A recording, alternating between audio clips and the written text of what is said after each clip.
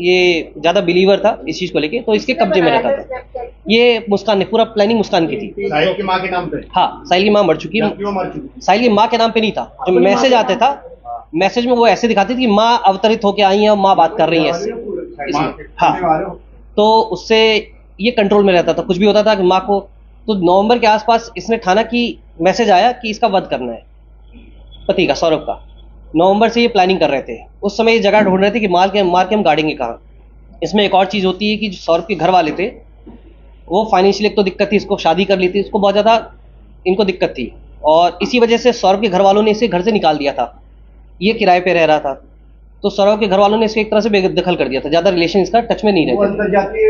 वजह से कोई और वजह थी? दोनों चीज़ थी, शादी तो थी, लेकिन उस समय तो शादी में साथ रहते थे, लेकिन क्योंकि ये फाइनेंशियली ब्रोक था, फाइनेंशियली अच्छा नहीं था, शराब पीता था, तो परेशान घर वाले ज़्यादा होते थे, तो केवल घर में खाने आते थे, बाकी इससे कोई रिलेशन घर वालों का नहीं था।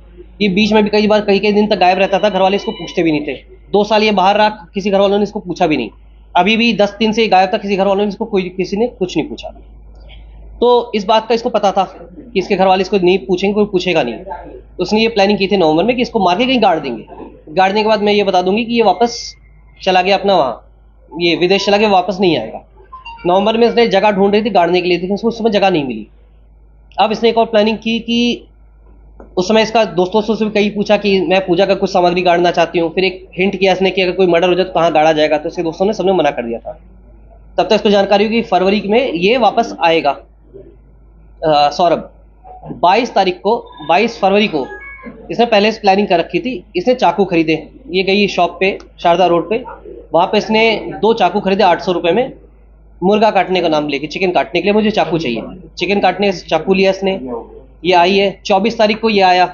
उससे पहले ही इसने एक और प्लानिंग की थी इसको बेहोश करने की।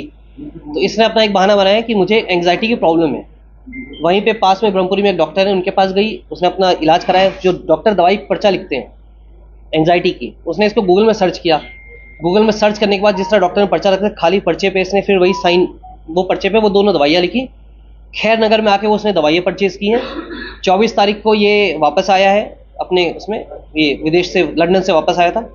25 तारीख को इसका जन्मदिन, तो जिसका कहना है महीना इसका मुस्कान का, पीहू का जन्मदिन बता रहे थे। मुस्कान का बता रही थी, अब एग्जैक्ट क्लियर नहीं, वो भी कंफर्म कर लेंगे कि बर्थडे था। तो उस दिन इसने प्लान किया था शराब में इसको दवाई मिला के सुलाने का। उस दिन भी प्लानिंग थी इसकी, शराब में दवाई भी मिलाई इसने, एंग्जाइटी वाली जो थी, इनकी गोली टाइप की थी। तो वो उस दिन उसने शराब नहीं पी। उसके बाद फिर ये उस दिन से वेट कर रही थी। इस बीच होता क्या था कि जब भी सैटरडे संडे को ये अपनी बच्ची जो इसकी, वो अपनी नानी के यहाँ चली जाती। नानी का घर 2 घर 3 घर छोड़ के ही है, दूर, ज़्यादा दूर नहीं है। तो अपने नानी के पास इसको रख दिया करती थी बच्ची को।